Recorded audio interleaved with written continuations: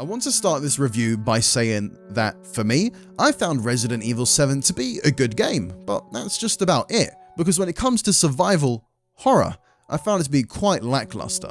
Now, I don't want you guys to fanboy out just because I said that. I'd actually prefer for you to watch the entire of my review so you can understand where I'm coming from, but feel free to leave if you don't like hearing opposing opinions, because I know that's tough for some people.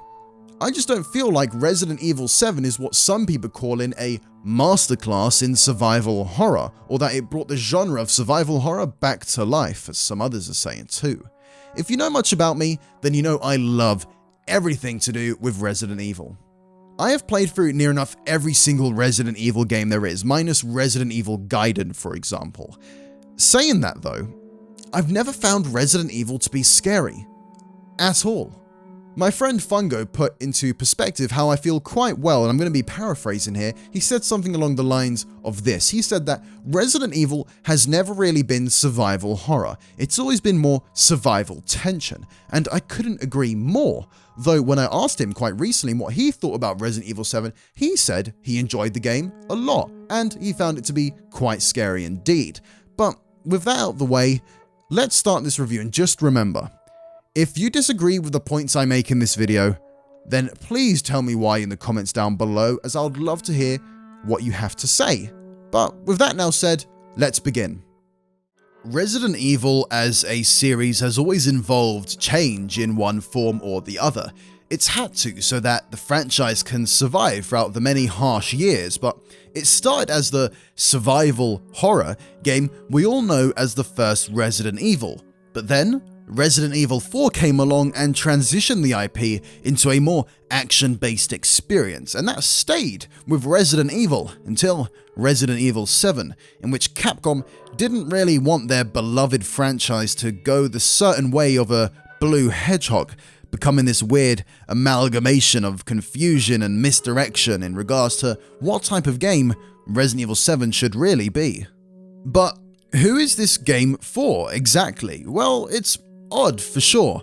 Casual players such as most of my friends won't really want to jump into the 7th installment of a long-running video game series, and it's not like the first Resident Evil or even the remake is the most welcoming game ever, with its relentless difficulty and what people I know call outdated game design. Moving up, we then have people who enjoy games such as Dead Space or even Resident Evil 6, for example, who are used to more action-based horror. But even then, does this game really appeal to them? Lastly, you have someone like me, people or persons that would consider themselves to be hardcore fans of Resident Evil, and one would think this is the most obvious audience for Capcom to target. However, even I feel like this isn't true, because Resident Evil 7 has a complete lack of puzzles, embarrassing enemy variety, only 2 or maybe even 3 real boss fights, a middle-of-the-road, mediocre main character, and most importantly, the game just isn't scary. But what do I specifically like and dislike about Resident Evil 7? Well, I'm going to start on story, as usual, and work my way down. So the game begins with this guy called Ethan Winters, who, after receiving a message from his lost wife Mia, who's been missing or really been presumed dead for 3 years, decides to make his way to Dolby, Louisiana, where the Bakers reside. After venturing further into the Louisiana bayou, you end up discovering what appears to be an abandoned manor, and soon after that, you get welcomed into the Baker family, and that's where the real story begins. What I like about the story in Resident Evil 7 is how involved you actually are. Your actions tie quite directly into how the story plays out, and it never really feels like you're too unaware of what's happening or that you didn't have a hand in play. Though this is partially due to the game's very linear and scripted way of telling the story, this is more so true during the first 40 or so minutes of the game, in which you make your way through the Baker's guest house up until the moment you first encounter Jack's fist to your face. That whole sequence is probably where I was most entertained in the thought of this actually being a real horror experience, though in hindsight, after I finished the game 4 or even 5 times, I can't quite remember, it doesn't really feel that different compared to games such as Outlast, where things just pop out at you in the hopes of getting a cheap jump scare. At first, it was an effective haunted house experience, but that stopped being the case soon after that. However, the game does open up after that very linear and scripted beginning. This is when you're able to explore the Baker's main residence and find the trademark notes and files that are commonplace in Resident Evil games. Me being a longtime fan of Resident Evil, this was certainly refreshing and entertaining, as searching the disgusting and grimy locations in-game was actually very rewarding. This is because I was looking for the various files scattered across the game so that I can piece together the story and find connections to previous Resi games. The reference I found most interesting was when you find a newspaper article by Alyssa Ashcroft, who, in case you didn't know, is actually one of the main playable characters in Resident Evil Outbreak, a very underrated Resident Evil game indeed. And to be fair, this isn't that interesting, but it's actually nice to see Capcom acknowledge Resident Evil Outbreak. Though I do wonder, will we ever see Alyssa again? She would be around 47 years old when Resident Evil takes place, but that's a topic for another time. Actually, this might be a good time to look at and talk about the characters in Resident Evil 7. Let's start with the main character, Ethan Bradbury? No, not that Ethan. Ethan Winters, a completely new character to the Resident Evil universe and one that is actually quite disappointing in my opinion. Ethan as a character is confusing to me. It's almost as if Capcom were unsure whether they wanted a silent or voiced protagonist. He just isn't really a believable or even interesting character. He rolls with everything that happens in the game too smoothly, and he does go through a lot of physical and mental punishment, but it really seems like he just doesn't care. His range of emotions are displayed too far and few between during the game, and what I was hoping for was a real everyman type of character, a true civilian who isn't used to such extreme and desperate situations of survival. Though there is one catch with this that I'll save for later. Next up is Mia, who I think is actually the most interesting and capable character in regards to her backstory and how she actually handles herself when you eventually control her in the later half of the game. Like I mentioned before, she is Ethan's wife, but she isn't a damsel in distress type character even though we arrive on the scene to try and save her. She holds a very interesting past, as the reason Mia even went missing in the first place is because sometime after her marriage to Ethan, Mia accepted the crazy ass job of effectively babysitting a living biological weapon named Evelyn, who takes the appearance of a little girl through hallucinations, which herself and her co-worker Alan Douglas were transporting on a tanker called the Annabelle. But shit hits the fan real fast during the voyage and Evelyn starts to lose control, lashing out at people and begins to transform them, the crew that is, into disgusting creatures known as the Molded. Soon after that, the tanker goes kaput and Mia is launched into the sea, where soon after she's discovered by the Baker family, in which Evelyn then manipulates through her mental powers into becoming twisted versions of their former self. You know what, I kind of feel like this is a good enough segue to now talk about the Bakers, the poster family for Resident Evil 7. So what do I actually think about them? Well, I found them to be an enjoyable bunch of characters in regards to their various personalities. We have Jack, Marguerite, Lucas, Zoe, and that's it. Though you may be thinking I am forgetting someone, and since this is a spoiler review, I'll just go ahead and say it. The grandma? Well, she isn't actually part of the family, but is actually Evelyn, the little girl / BOW who appears to have suffered from accelerated aging between the tanker incident and the arrival of Ethan Winters. I mentioned before that the Bakers, minus Zoe, were manipulated into becoming murderous maniacs by Evelyn's mental powers, and with every encounter I had with them during my time with Resident Evil 7, I grew to love them because of their disgusting yet interesting personalities, though I think the game plays a bit too heavily on the whole hillbilly family trope, taking a bit too much inspiration from Chainsaw Texas Massacre 2 and other similar films. Jack offers light Nemesis-esque moments through the early stages of the game. He's very in-your-face and most times can be quite humorous with his dialogue. Marguerite, on the other hand, she seems the most unhinged in my opinion compared to Jack and demands a more stealthy approach throughout the entire game. In regards to Lucas though, well, you don't really directly interact with him. He mostly enjoys toying with you in the way of various traps and so-called games. We then have Zoe, who unlike the rest of her family is actually quite normal, or so I think anyways. She realizes that her family have indeed become monsters, and with that, she attempts to help you escape the compound through the use of telephone, pointing you in the right direction and offering advice on what to do next, though I'm unsure that in the game if this is actually self-motivated because she wants to escape, or that she actually does care about others. I'm not too sure, and it's not really said specifically during the game. When exploring the Baker's household, you can see traces of their past humanity, which points to this place once being normal, which actually helps her humanize them to some degree. And this is taken even further later on in the game when Ethan experiences a dream that Jack appears in, even though at that point in the story he is supposedly dead. I really enjoyed this sequence as it shows Jack before Evelyn manipulated him. He expresses remorse for his terrible actions during and before the game, telling Ethan that his family didn't have control over what they were doing and pleading Ethan to save his family from Evelyn. It shows that before all of this, Jack and presumably the rest of his family were kind and peaceful people, other than Lucas, who pre-infection was already mentally unstable, a bad seed. But this entire scene is probably the most human moment in Resident Evil that I've ever experienced, and is my favourite scene in Resident Evil 7. With all that said, I would like to come back to Ethan, and I mentioned before that all might not be as it seems in regards to his character, and I'll explain why. At the end of the game, after defeating Evelyn in what is the most tragically shit final boss battle of which whoever designed it should definitely be fired for, a character appears from an Umbrella Corps helicopter saying his name is Redfield. Now, since he doesn't actually look like Chris Redfield, the one we all know, people are asking, how do we know this is actually Chris Redfield? Well, the credits say so, and if they say it, then I'll be referring to this character as Chris Redfield. Now, everyone is quite confused by this. They're asking, is this really Chris Redfield?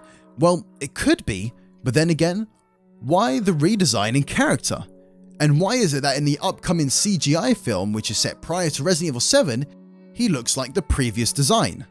Well, this could be because the people working on that CGI film might have been deliberately told not to use the redesign, or even knew about the redesign, which could be unlikely, as to not spoil the ending of Resident Evil 7, but we don't know for sure.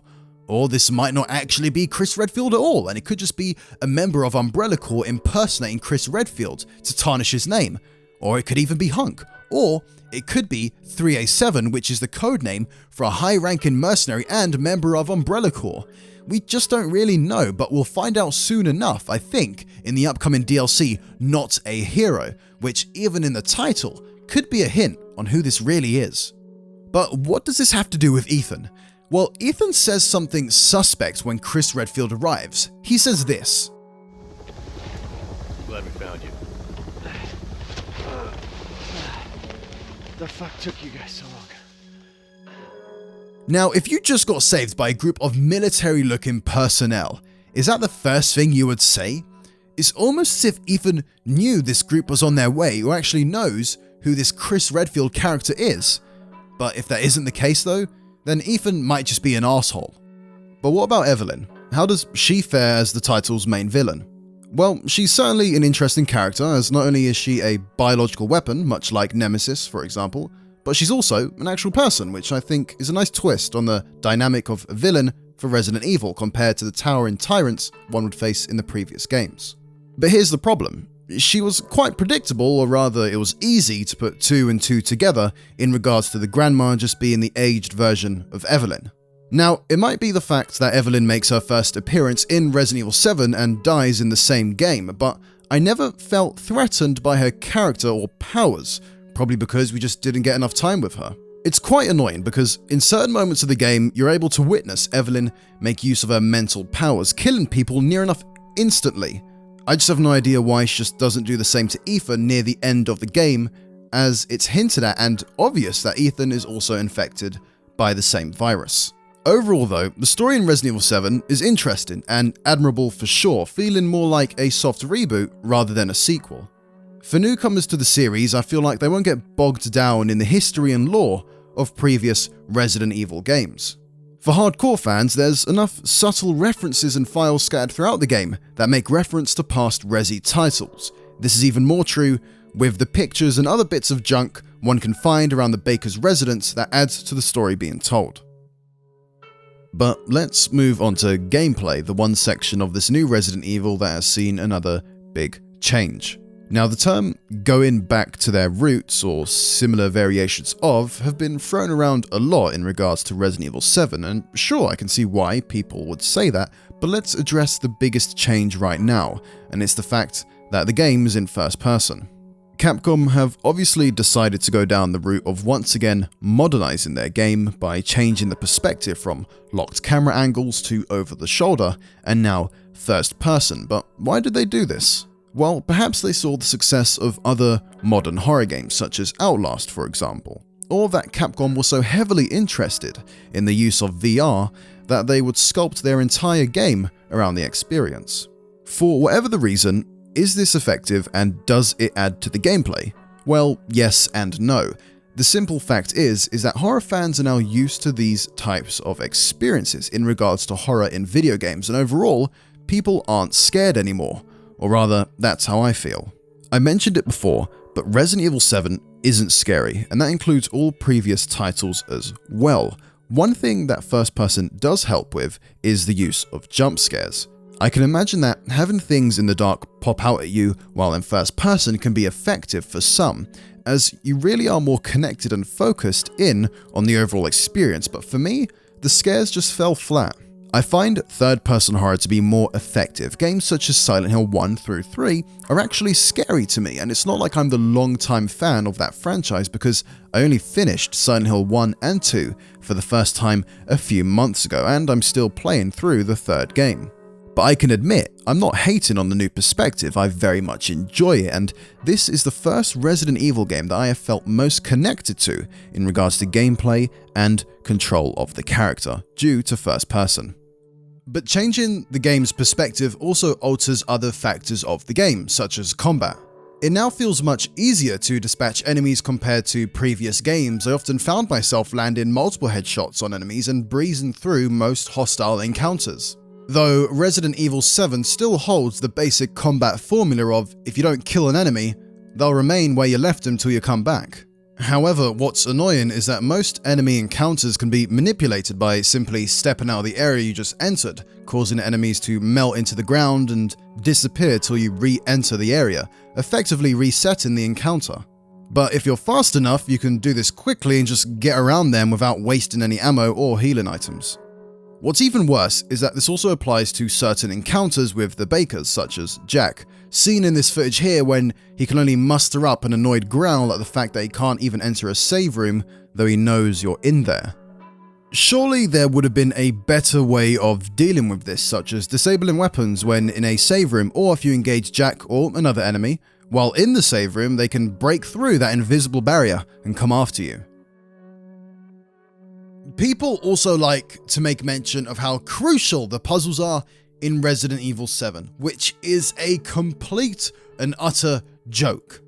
People are comparing the puzzles of this game to ones found in the first Resident Evil and others, which is mad, completely mad, since the main type of puzzle featured in this game consists of moving and rotating a shape to cast a shadow that fits an image. Only an idiot would find this difficult to complete.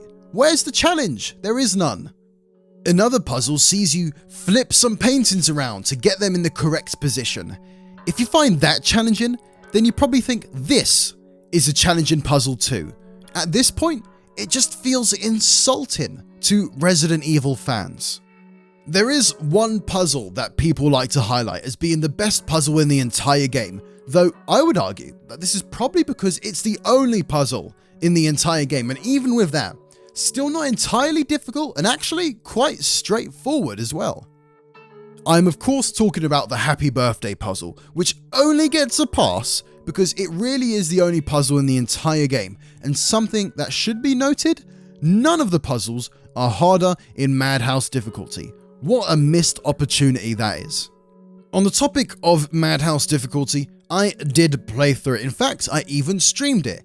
and I found it to be quite a disappointing experience because it wasn't as hard as I was expecting, or actually that different from playing on normal, other than a few items moved around and enemies appearing in different places. Wow, that's fantastic. Though by then, I'd already unlocked Wesker's Samurai Edge and a few other items by already completing the game on normal. Some might ask though, broski, why didn't you just play the game on Madhouse difficulty first? Well, I couldn't. I didn't have it pre-unlocked as a pre-order bonus, and even if I did, I would still play the game on normal because I think that games are always designed around the default difficulty when it comes to first playthroughs, which I think is a fair thing to believe in. I really think Capcom missed a great opportunity to spice the game up in regards to Madhouse difficulty. They could have gone the route of Silent Hill, for example, and have the puzzles in different ways depending on what difficulty you choose, for example. Also, autosaves? Really, Capcom? That's just kind of sad. Manual saving should have been default on every difficulty. That would have raised the tension and made players more careful in regards to their playstyle. And sure, there's manual saving on Madhouse, but if they are really going back to their roots, then it should have been manual saving throughout every difficulty. Resident Evil 7 overall is an easy game to play through, and having autosaves just adds to that problem. I hardly had to save on my second and third playthrough because I knew autosave would have my back even if I didn't want it to. Okay, so we all know that boss battles have been a staple in Resident Evil games, much like puzzles are, or rather were, but even in Resident Evil 7, boss battles are just okay. This is more so for the end of the game when really they're just not good at all, but the first two fights with Jack and the fight with Marguerite are fun. They are fun boss battles, even if Jack is a little bit too easy. But the last fight with Jack is stupidly simple. Shoot the bright eyes because that's his weak point. What a bloody meme that is. Where's the challenge? Where's the design? Where's the fun? Seriously, the fight is uber disappointing, and funnily enough, probably the last actual boss fight of the game because the fight with Evelyn at the end might as well have been a QTE for all I care. It was complete shit. Actually, the two fat moulders at the end of the mine sequence are probably more challenging than Jack's final form, and that's really saying something. And I'll mention it for the third time, but the final boss fight with Evelyn is just shit. There's no battleground, there's no tension, it feels something more akin to a rail shooter than anything else. But even with all that said, did I enjoy the overall gameplay experience of Resi 7? Yeah, I did, and that's me saying that without my Resident Evil fanboy goggles on. For me, it was just a watered down Resident Evil experience, though it has to be said, it's a better Resident Evil than Resi 5 and 6 were. Newcomers will most likely love this game. It's very approachable in terms of gameplay and difficulty, but for hardcore fans like me, I just needed more. Moving on to performance and visuals, I played the game on PC and my setup includes a GTX 1080 coupled with an i7-6700K CPU running at 4.4 GHz and 16 gigs of DDR4 RAM. Now, I ran the game with everything maxed out and at a resolution scale of 1.5. For me, the game ran great and looked it too. Mind you, this was on a 1080p monitor. When playing the game, I decided to test out how many frames per second I was actually getting, and with the use of fraps, I did. With a minimum of 79 FPS, an average of 103 and a maximum of 149, Resident Evil 7 was very much a smooth running game. I never really encountered any technical issues as well, other than subtitles disappearing too early or not appearing at all, and lip syncing failing altogether, but those were very rare occurrences. Visually, the game impressed, and with the myriad of PC graphical options, you'll surely find out what works for you. Sound was also another impressive element of Resident Evil 7, adding to the environment and overall atmosphere of the game, though I can't say the same for the soundtrack. Though it has had its moments, it's certainly not as memorable as what's been in previous Resident Evil titles.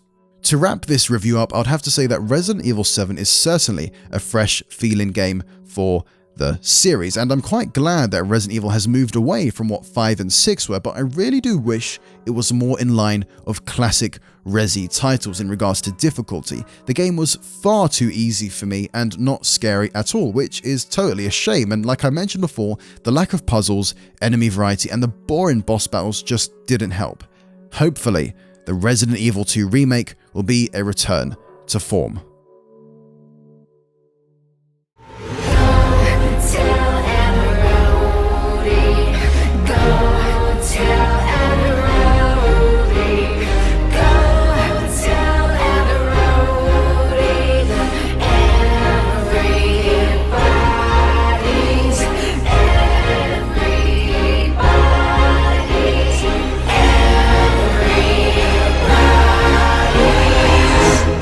Ethan Bradbury?